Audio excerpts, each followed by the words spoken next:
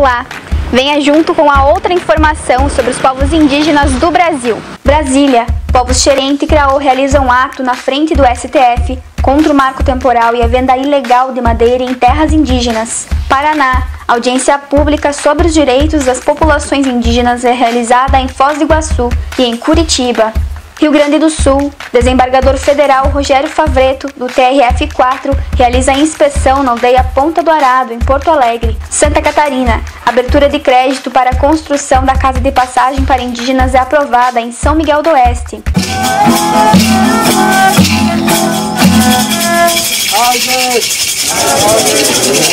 Uma audiência pública sobre os direitos das populações indígenas no Paraná foi realizada no dia 29 de novembro em Foz do Iguaçu, na Universidade Federal da Integração Latino-Americana, a UNILA, e no dia 13 de dezembro em Curitiba. A audiência foi promovida pelo mandato do deputado Goura, do PDT do Paraná, e pelo vereador Paulo Porto, do PCdoB de Cascavel.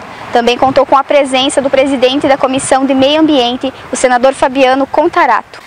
As lideranças presentes destacaram que os estudos para a demarcação dos territórios estão paralisados, além da situação da saúde indígena a partir do desmonte da CESAI. Eles denunciaram que a morosidade na demarcação das terras vem provocando mais violência contra as comunidades. No dia 15 de novembro, um jovem guarani foi assassinado em Guaíra. Participaram com depoimentos os caciques Natalino de Almeida Pérez, da aldeia Tamirim, de Itaipulândia, no Paraná, Aláudio Ortiz Velesques, da aldeia Tecoá de Evã, de Guaíra, no Paraná, Leocínio Gonçalves, da aldeia Tadiapotã, Terra Roxa, Milton Homero, da aldeia Curva Guarani, de Santa Helena, Lino César Pereira, da aldeia Tecoá Piaú, de Santa Helena, e Nelson Ribeiro, da aldeia Ivarrendá, de Santa Helena. O cacique Natalino de Almeida se referiu às violações de direitos dos indígenas. Disse que, ao contrário do que se diz, na área do reservatório da Itaipu não havia apenas 15 famílias. As terras indígenas ficaram para baixo da água. Em muitas comunidades, os indígenas ainda vivem ameaçados de despejo, sem paz, sem saúde. O poder público faz vista grossa aos problemas dos indígenas, disse ele. Ele citou os casos de violência e que o atual governo é muito pior para os indígenas. Temos muitas aldeias sem escola, sem água potável e sem saneamento básico. Pedimos providências ao governo, que responde que não pode investir em nossa terra porque não é legalizada. Todos foram unânimes em afirmar que a usina hidrelétrica Itaipu Binacional tem uma dívida histórica com as comunidades indígenas Guarani, que foram removidas do seu território tradicional pela construção e alagamento do reservatório entre os anos 1975 e 1982. O relatório Avá Guarani, a construção de Itaipu e os direitos territoriais, produzido pelo Ministério Público Federal, para conferir subsídios à atuação da Procuradoria-Geral da República no inquérito que investiga as denúncias de violação dos direitos do povo Avá Guarani em decorrência da construção da Itaipu, é o documento mais atual e completo sobre o tema. Acesse no link abaixo na descrição do vídeo a cartilha Paraná Indígena, produzida pelo Mandato Goura e lançada na audiência pública, além do relatório de violências produzido pelo CIMI e o relatório produzido pelo Ministério Público. Acesse no link abaixo na descrição do vídeo a cartilha Paraná Indígena, produzida pelo Mandato Goura e lançada na audiência pública, além do relatório de violências produzido pelo CIMI e o relatório produzido pelo Ministério Público.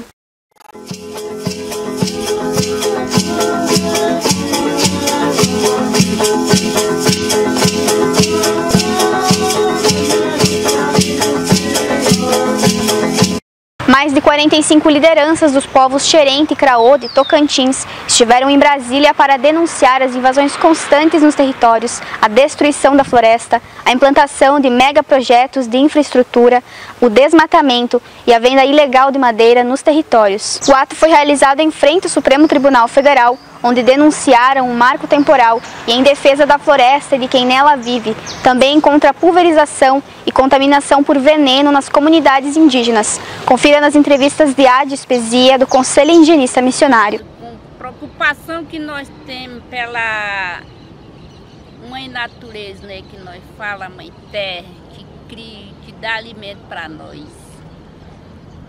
Eu falo assim, nossa terra não é mercadoria para nós negociar pelo arrendamento de terra, pela mineração de terra, pelo mato-pibe, muducultura, grande negócio que estão fazendo. Eu dou recado para a sociedade, para quem que não sabe os naturezas, para aprender a cuidar na natureza. Eles têm vida que nem nós, acabam com a vida cerrada. E está tendo invasor de mineração de território também, na Amazônia. Teve o queimado, ninguém não foi julgada. Parece que não existe justiça para ser julgada. Só existe para discriminar os povos indígenas. Nós somos contra essa lei que está sendo julgada, que reconhece a nossa cultura e sabemos que nós somos original da terra. São os primeiros habitantes que nós viemos aqui na terra. Então, para se considerar a terra é nossa, a terra é a nossa mãe, a natureza a nossa sobrevivência. Se hoje se julga, se vota essa lei que prejudica nós, prejudica nós todas as nações, como já está prejudicada algumas nações, que está pedindo socorro de uma terra, que a terra que era deles está sendo tomada por grandes lavouristas, sabendo que a terra é do nosso povo. Queremos os direitos originais, é o que está escrito, a proteção do povo indígena da nação brasileira. Que somos brasileiros, que somos donos da terra. A terra é nossa mãe. Nós que sobrevivemos dela. E a terra sobrevive por nós, porque nós protegemos ela. Nossas comunidades estão sofrendo muito com essas leis que hoje está acontecendo. Eu quero dizer que nós somos brasileiros, nós não viemos de outro lugar, nós somos filhos dessa terra. Então nós estamos aqui procurando os nossos direitos. Nós chegamos aqui, não foi agora, nós somos donos desse país. Então assim, por isso é que nós estamos aqui trazendo as nossas reivindicações e pedindo os nossos direitos, que os ministros revejam os nossos direitos. Que nós precisamos viver bem, nós queremos terra, nós queremos as nossas terras para nós conservar, para nós criar os nossos filhos. Os nossos recursos é a nossa terra conservada. A gente não quer marco temporal, porque antes dos portugueses chegarem aqui, já existia indígena aqui. Nós somos os verdadeiros donos dessa terra e nós viemos protocolar aqui na casa onde os ministros vão ser cessados e eles vão nos ouvir, onde nós devemos também denunciar as vendas de madeira ilegal, onde os madeireiros estão entrando para invadir nossas terras. Nós estamos também aqui para pedir a demarcação de terra para os indígenas que ainda estão sem demarcar a terra. Nós estamos aqui para reivindicar que é o direito originário. Nós estamos aqui para reivindicar que é o direito originário nosso, porque nós somos filhos dessa terra.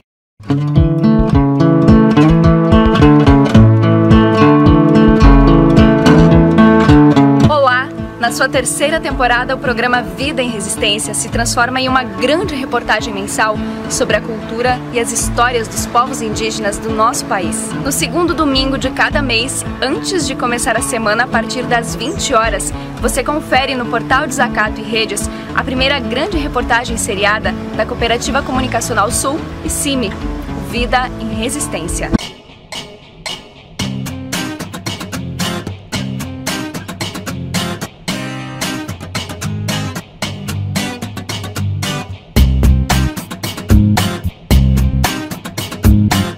Apresentação Júlia Sajorato, uma produção da Cooperativa Comunicacional Sul e realização do Conselho Indigenista Missionário CIMI-Sul. Os verdadeiros donos da terra, o seu passado, o seu presente e a sua sabedoria para construir o futuro da humanidade. Vida em Resistência.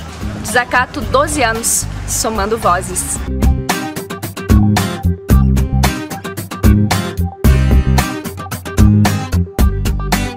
No No dia 4 de dezembro, o desembargador federal Rogério Favretto, do TRF4, acompanhado de defensores públicos da União e por procuradores do Ministério Público Federal e da Procuradoria Regional Federal, fizeram uma inspeção na aldeia Ponta do Arado, em Porto Alegre. Na ocasião em que também esteve na retomada Mibiá-Guarani, pôde verificar a situação de confinamento da comunidade e o cerceamento do direito de ir e vir dos Mibiá. Ele também verificou a localização das fontes de água, que foram concretadas, violadas e contaminadas pelos donos do empreendimento econômico Arado Velho. O desembargador pôde constatar que houve o descumprimento da sua decisão, a qual determinava que os indígenas, seus apoiadores e os prestadores de assistência teriam o direito de acessar a área por terra e sem nenhum tipo de constrangimento. Os que se dizem donos do empreendimento imobiliário negaram-se ao cumprimento da referida ordem do Tribunal Regional Federal. A partir dessa visita de inspeção, medidas devem ser adotadas no sentido de assegurar aos indígenas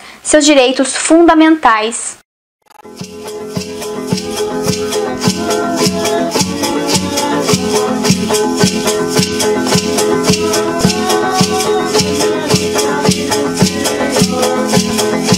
Na segunda-feira, dia 3 de dezembro, foi aprovado em primeiro turno na Câmara de Vereadores o projeto de lei para abertura de crédito para a construção da casa de passagem para indígenas que vendem artesanato em São Miguel do Oeste. Apesar das manifestações de racismo e preconceito dos próprios vereadores, foi aprovado o recurso para a casa de passagem do artesão indígena Capai. Confira mais detalhes na entrevista. A abertura de crédito para a construção da casa de passagem para indígenas que vendem artesanato em São Miguel do Oeste. Apesar das manifestações de racismo e preconceito dos próprios vereadores, foi aprovado o recurso para a casa de passagem do artesão indígena Capai. Confira mais detalhes na entrevista. Nós aprovamos então esta semana na Câmara de Vereadores um projeto de lei que suplementa o orçamento municipal para receber um valor que vai ser utilizado para a construção da casa de passagem para os indígenas que vêm aqui em São Miguel do Oeste.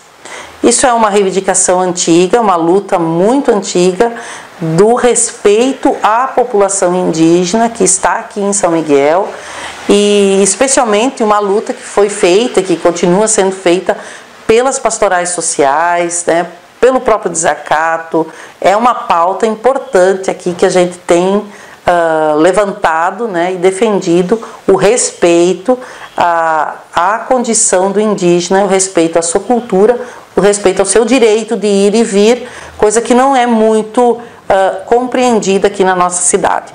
Mas o projeto foi aprovado, o município então tem a obrigação de construir essa casa de passagem e isso também é produto de uma audiência pública que foi realizada aqui em São Miguel do Oeste e com a intervenção do Ministério Público Federal nós conseguimos de fato esse recurso e agora estamos aguardando que o município, né, no próximo ano realmente construa esse espaço. A condição dos indígenas na nossa cidade é uma condição bastante difícil, eles estão alojados num local que não tem banheiro, que não tem as mínimas condições de habitabilidade, né, e mesmo de dignidade. Agora, falta muito ainda para a nossa comunidade compreender qual é realmente a condição e o direito dos povos indígenas aqui em São Miguel do Oeste e na nossa região como um todo, né? Parece que querem implantar uma política higienista, né? Eles querem limpar a cidade, então a casa de passagem seria para não ter mais os índios aqui no centro, né? Isso, expressões utilizadas nos debates, e aquela questão de ver as crianças pedindo, enfim, quando na verdade eles estão vendendo seu artesanato, exercendo o seu direito de ir e vir, né? E que o mínimo que a gente tem a fazer é a reconhecer esse direito deles e dar-lhes condições dignas de habitabilidade mesmo. A casa de passagem, como o próprio nome diz, é um espaço para que eles permaneçam, utilizem esse espaço enquanto estiverem aqui no nosso município. Ficamos por aqui com mais uma edição do JTT Indigenista, o primeiro jornal com pautas indigenistas e semanal do Brasil. Contribua com a ampliação desse projeto de comunicação. Acesse desacato.info e conheça a campanha do amigo e amiga leitora do Portal Desacato. Desacato 12 anos, rede de jornalismo solidário.